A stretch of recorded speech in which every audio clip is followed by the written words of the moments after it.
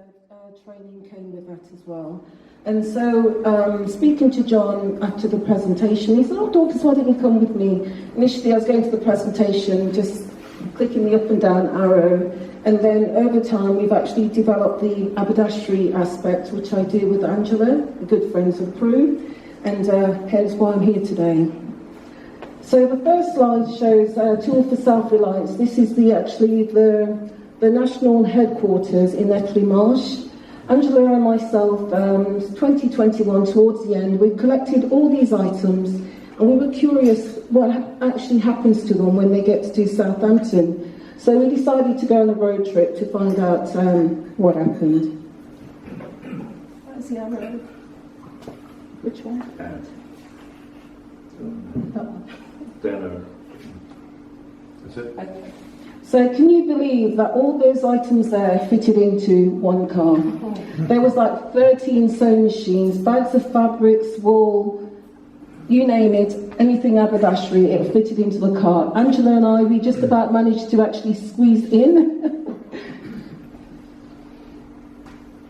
So this is a workshop there. And as you can see, the three persons are actually refurbishing the sewing machines that we collect and donate. And what I was really pleased to see as well is there was two ladies as well there actually doing the work as well. The sewing machines, they're actually refurbished to a very high standard. As you can see, they've got checklists there which they actually go through, and everything is signed off once it's completed.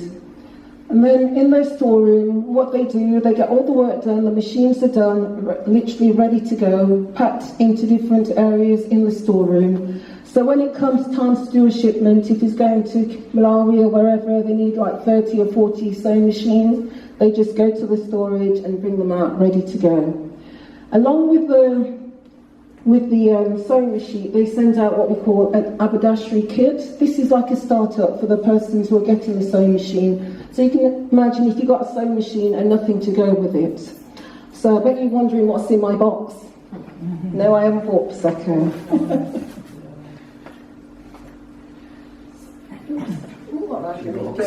It's my box again. We'll come into that. So in their storeroom, when items are donated from different groups, everything is sorted out and labelled. So we see the knitting needles there, they've got the wool there, everything's beautifully sorted out. And then you see all these tins and you think, do they eat a lot of biscuits and chocolates? They may do, but it also serves a very useful purpose. So inside my box is one of these tins.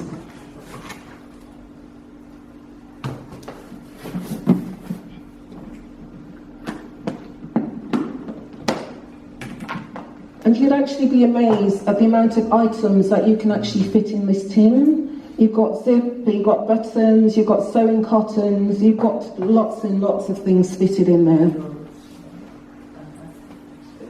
So as you see on that table, that gives like an example of what they call their haberdashery kit. And so all those things, you've got the smaller items, fitted it into the tin, and then the rest of the items are fitted into the box. So you can have your wool. In here they're like the knitting needles, and they put them in a little bag.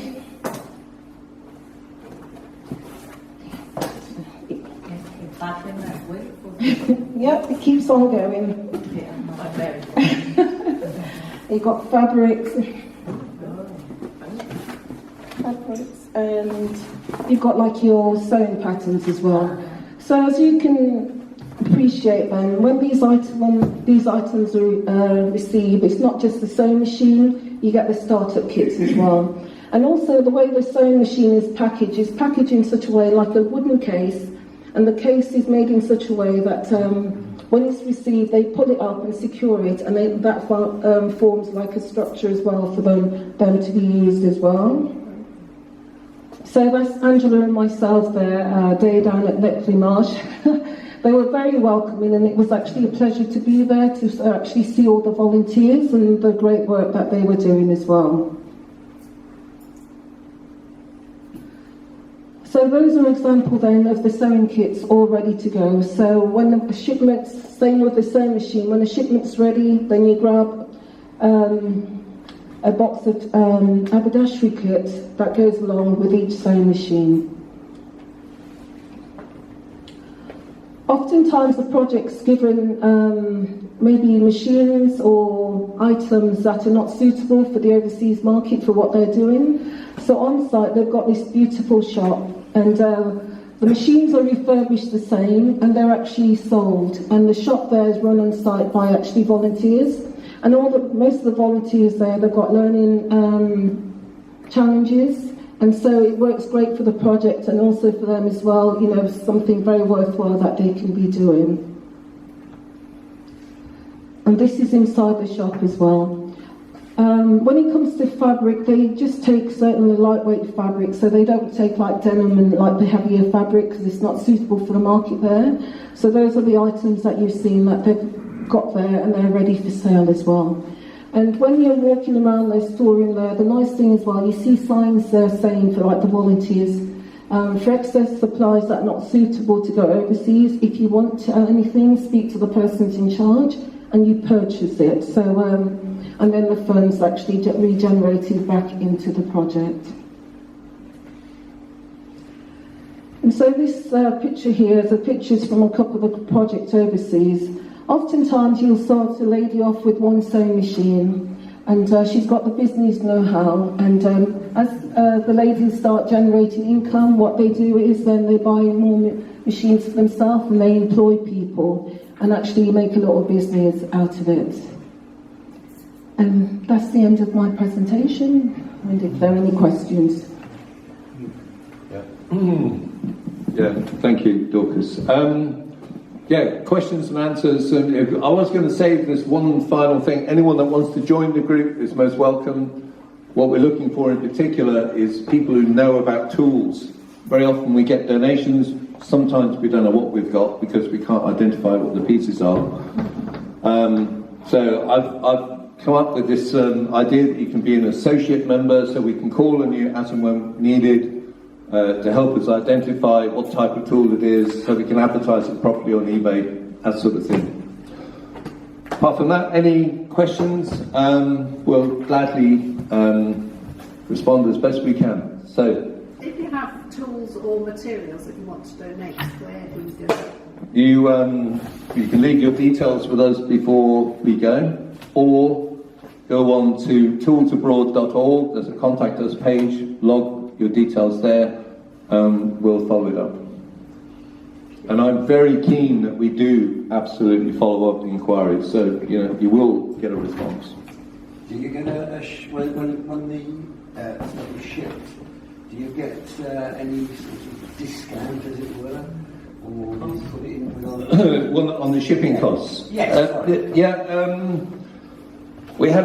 There was a Zoom meeting with the National Office a couple of weeks ago about this. The cost of the project, the costs facing the project have increased. Worldwide inflationary pressures, the cost of shipping has gone up, but in particular the cost of overland travel. Because once the shipments arrive at the port, they have to be moved inland, and it's the inland logistics that are becoming more expensive. I think with a charity there would be a built-in discount, but nevertheless TFSR is now challenged by increasing costs, and they've said to us that they don't necessarily need any more tools to go down to Southampton, but they would welcome financial donations. So there's a question mark about whether, because basically there's got a storage problem. And even in Africa, a lot of the time, tools are surplus to requirements. Sorry. Thank you, Clifford. We've really enjoyed listening to both you and to Dorcas. And I'd like to ask Tim Sawdon to come up.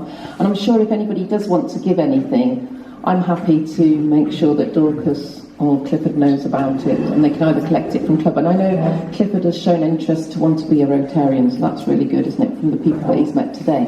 So hopefully you'll be able to give them to him if he should become a Rotarian. So Tim, if you could give the vote of thanks, please. Thank you, Madam President. I don't know about anybody else, but I found that talk absolutely fascinating. I much prefer to be able to donate to a charity that goes straight to the people that need it, rather than a national charity, and I think that's what makes your charity so utterly unique. When you were, Dorcas, going into your little box, I kept thinking this is rather like a TARDIS. I was quite intrigued to see how much came out of it. So next time I'm thinking I'm going to go to Kenilworth Tip to ditch some of my unwanted tools. Clifford, I shall be around at your house, and I know where you live. On behalf of us all, can I just thank you very much, both of you, for a fascinating talk. I think it does demonstrate the importance of sustainability in our modern world. So on behalf of the club, thank you both very much indeed.